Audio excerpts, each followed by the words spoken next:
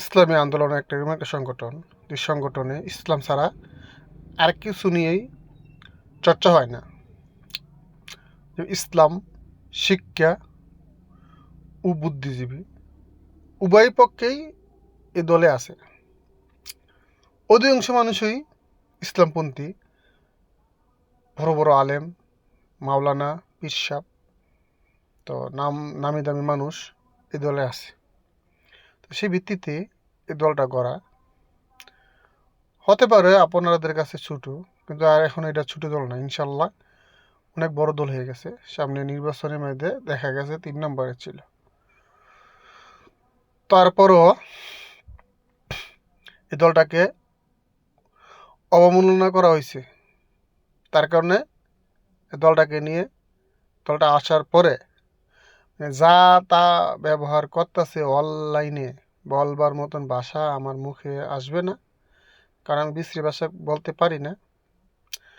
যদি ভালো করে সন্তান হয়ে থাকে তাহলে মুখে লাগাম দিয়ে অনলাইনে কথা বলবেন, এটা আমার অনুরোধ, ব্যক্তিগত অনুরোধ। লাগলে আপনারা 2 পা ধরমু, কিন্তু আলেমের বিরুদ্ধে কথা বলার আগে 2 বার ভাববেন, কারণ এটি সব আলেম।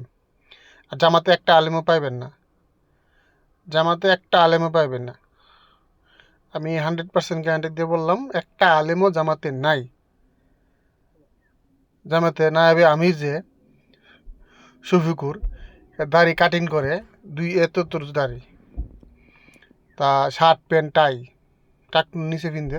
তো এগুলো দোষ বলার আমার মতন, আমি পাপি বান্দা বলার মতন কোনো ইত্তিকার রাখি না, কিন্তু এটাই বলার আমার উদ্দেশ্য।